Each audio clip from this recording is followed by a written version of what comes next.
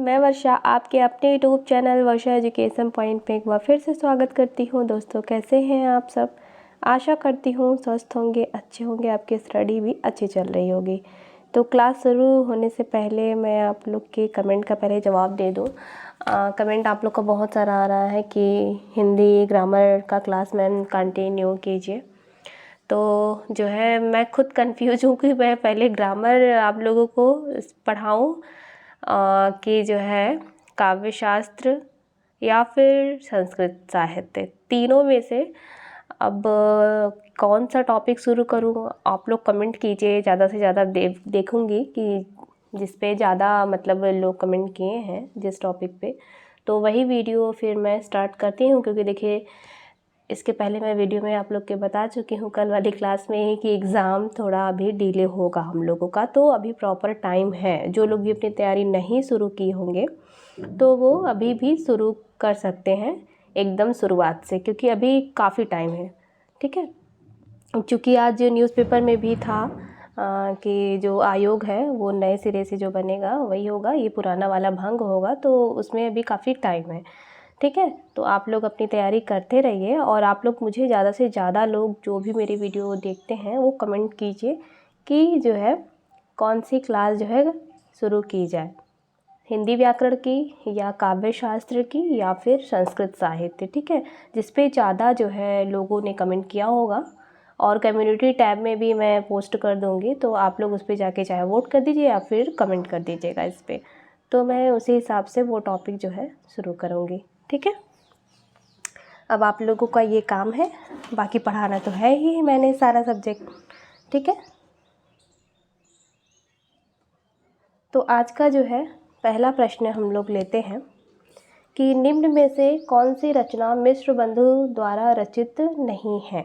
मिश्र बंधु द्वारा कौन सी रचना जो है इनमें से रचित नहीं है। इम्पोर्टेंट प्रश्न है और सारी रचनाएं भी इम्पोर्टेंट है दोस्तों, चूँकि ये जैसे कि जो चारों रचनाएं जो दी हैं वो परंपरागत रचनाएं नहीं हैं, आप लोग देख भी रहे होंगे, कम पूछी जाती हैं, लेकिन ये DSSB में जो है दोस्तों पूछा गया है प्रश्न, मैं बता दूं तो बहुत ही महत्वपूर्ण प्रश्न है। तो देखते हैं हम लोग, पूछा है कि निम्न में से कौन सी रचना मिश्र बंधु द्वारा रचित नहीं है। तो पहला ऑप्शन है बूंदी वारिश, दूसरा है भारत विनय, तीसरा है पुष्पांजलि और चौथा ऑप्शन है पृथ्वी कल्प। तो इसमें से जो है दोस्तों जो डी वाला ऑप्शन है पृथ्वी कल्प, वो जो है मिश्र बंधुओं की रचना नहीं है।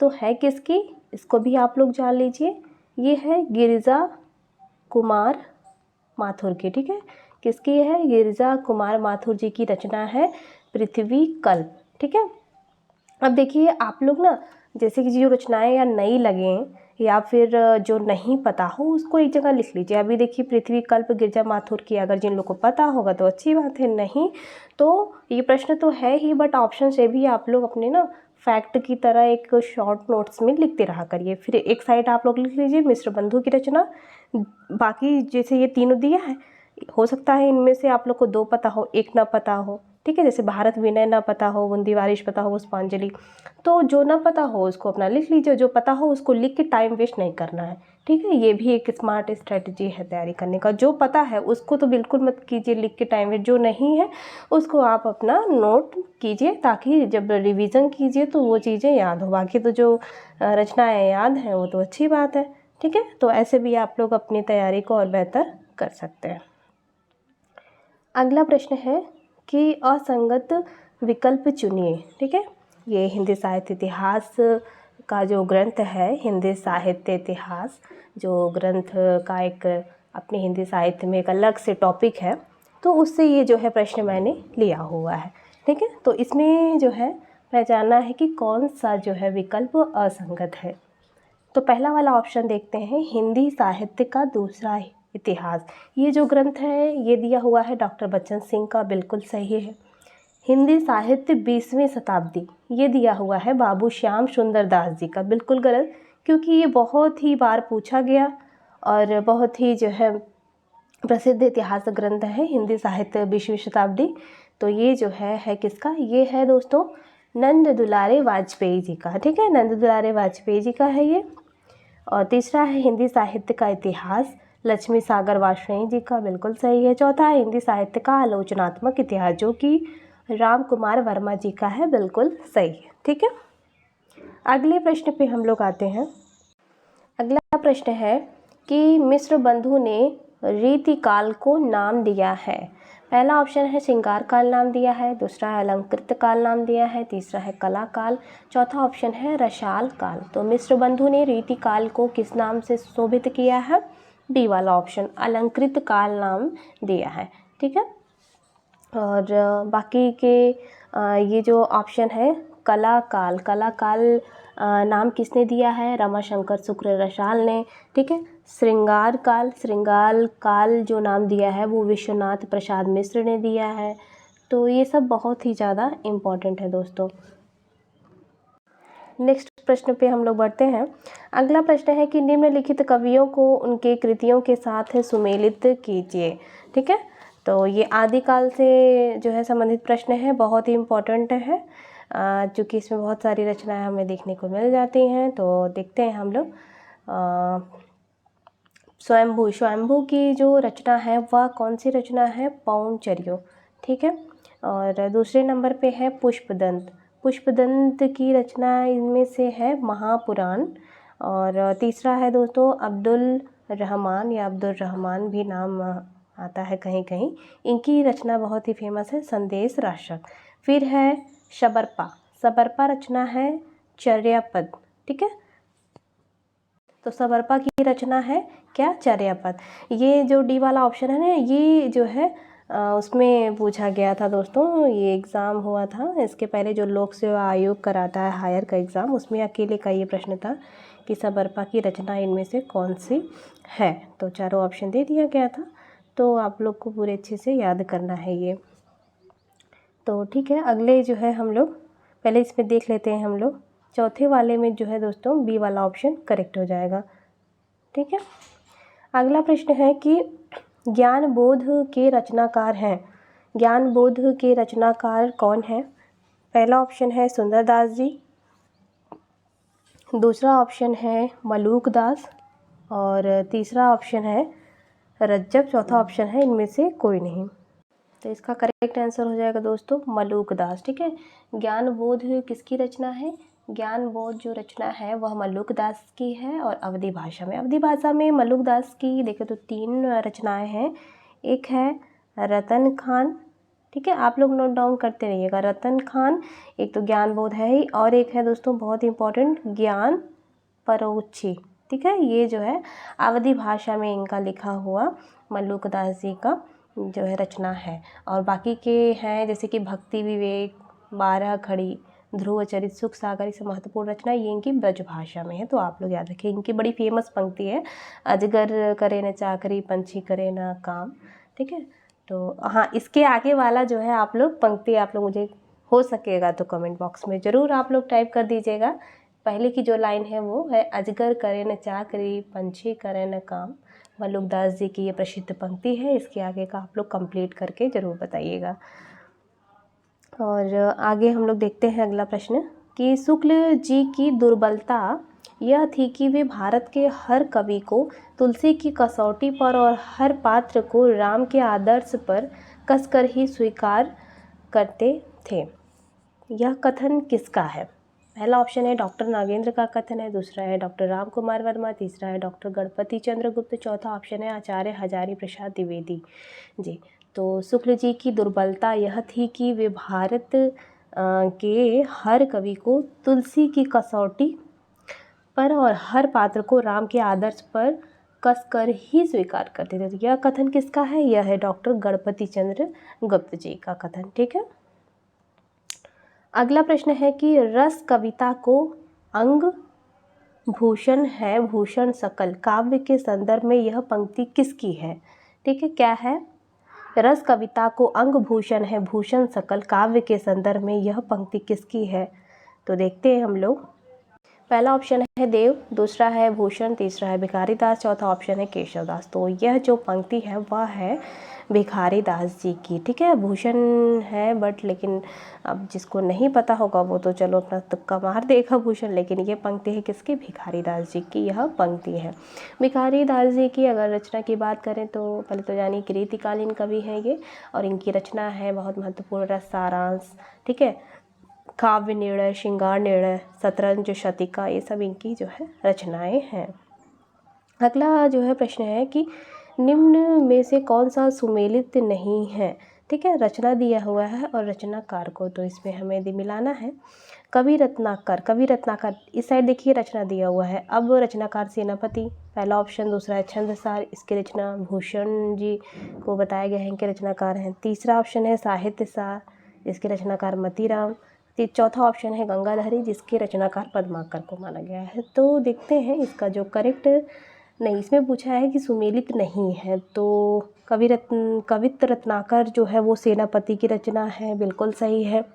ठीक है, फिर है साहित्य सार, मतीराम की रचना है, बिल्कुल सही है। फिर है गंगा लहरी, गंगा लहरी भी पद्माकर जी की प्रसिद्ध रचना है, ये भी सही है। अब बी वाला ऑप्शन जो छंद सार है वो भूषण की रचना नहीं है। ठीक है, छंद सार या वृत्त कौमुदी ये जो है मती राम की जो है दोस्तों रचना है, तो ये जो है गलत है, ये भूषण की रचना नहीं है। ठीक है, तो अगला प्रश्न हम लोग देखते हैं। अगला है कि भाषा बोल न जानई जिनके कुल के दास। ठीक है, ये भी जो है कथन है। पहला ऑप्शन है तुलसीदास, दूसरा है केशव दास, और तीसरा ऑप्शन है विद्यापति, और चौथा ऑप्शन है दोस्तों जयसिंह। एक बार फिर से मैं ये पंक्ति जो है रिवाइज कर दे रही हूँ कि भाषा बोली न जानही जिनके कुल के दास, यह कथन किस कवि का है? तो यह कथन किसका है? ये कथन है जो है दोस्तों केशव दास जी की। ठीक है, केशव दास संस्कृत के विद्वान थे और जो है उनको कठिन काव्य का प्रेत भी कहा जाता है। ये बहुत ही प्रसिद्ध उनकी उक्ति है कि भाषा बोली न जानही जिनके कुल के दास, भाषा कवि भू मंदमती ते ही कुल केशव दास। ठीक है, तो इनकी ये जो है पंक्ति है। और अगला प्रश्न की बात करें हम लोग, तो अगला प्रश्न है कि भारतेंदु की रचनाओं का संग्रह किस नाम से है? भारतेंदु जो हरिश्चंद्र जी हैं उनकी रचनाओं का संग्रह किस नाम से है? पहला ऑप्शन है भारतेंदु दर्पण, दूसरा है भारतेंदु वाणी, और तीसरा है भारतेंदु ग्रंथावली, चौथा ऑप्शन है भारतेंदु प्रसून। तो भारतेंदु की रचनाओं का संग्रह भारतेंदु ग्रंथावली नाम से हुआ है। ठीक है, ये आप लोग याद रखिएगा, बहुत ही इम्पोर्टेंट प्रश्न है। और इसका संपादन किसने किया था ये भी मैं यहाँ पे लिख देती हूँ। भारतेंदु ग्रंथावली का संपादन किसने किया था? तो ब्रज रत्न दास जी ने किया था। प्रश्न किसी भी प्रकार से पूछे ताकि आप लोगों का तैयार रहे। ब्रज रत्न दास। ठीक है, भारतेंदु की रचनाओं का संग्रह भारतेंदु ग्रंथावली नाम से हुआ है, इसके संपादन जो है ब्रजरत्न दास जी ने किया है। ठीक है, अगला प्रश्न है कि हिंदी साहित्य में राष्ट्रीय चेतना के संवाहक और आधुनिक चेतना के प्रणेता प्रथम साहित्यकार हैं। ठीक है, राष्ट्रीय चेतना के संवाहक और आधुनिक चेतना के प्रणेता प्रथम साहित्यकार हैं। पहला ऑप्शन है सोहनलाल द्विवेदी, दूसरा है भारतेंदु हरिश्चंद्र, तीसरा है महावीर प्रसाद द्विवेदी, और चौथा है हजारी प्रसाद द्विवेदी। तो इसका करेक्ट आंसर हो जाएगा भारतेंदु हरिश्चंद्र। भारतेंदु हरिश्चंद्र जी को आधुनिक हिंदी साहित्य का पितामह भी कहा जाता है, हिंदी साहित्य का जन्मदाता, भारतीय नवोत्थान का प्रतीक। ठीक है, तीनों मतलब आप लोग ना अलग अलग ये सब करके याद कीजिएगा। जैसे कि एक तो यही मिल गया प्रश्न के माध्यम से कि राष्ट्रीय चेतना का संवाहक एक, ठीक, आधुनिक चेतना के प्रणेता दो, तीसरा आप लोग नोट कीजिए आधुनिक हिंदी साहित्य के पितामह, चौथा हिंदी साहित्य का जन्मदाता, पांचवा भारतीय नवोत्थान का प्रतीक। 5 आप लोग याद रखिएगा। अगला प्रश्न देखते हैं हम लोग कि महाराणा का महत्व किसकी रचना है? ठीक है, पहला ऑप्शन है जयशंकर प्रसाद जी की, दूसरा है नवीन जी की, नवीन मतलब कौन? बाल कृष्ण शर्मा नवीन। ठीक है, ये भी सब आप लोग याद रखिएगा। फिर तीसरा है केदारनाथ मिश्र, चौथा ऑप्शन है माखनलाल चतुर्वेदी। तो महाराणा का महत्व किसकी रचना है? यह है जयशंकर प्रसाद जी की। इसका प्रकाशन वर्ष भी आप लोग याद रखिए 1914 ईस्वी। ठीक है, तो अगला प्रश्न है पंचवटी प्रसंग, बहुत ही इम्पोर्टेंट है। पंचवटी प्रसंग काव्य के रचयिता हैं।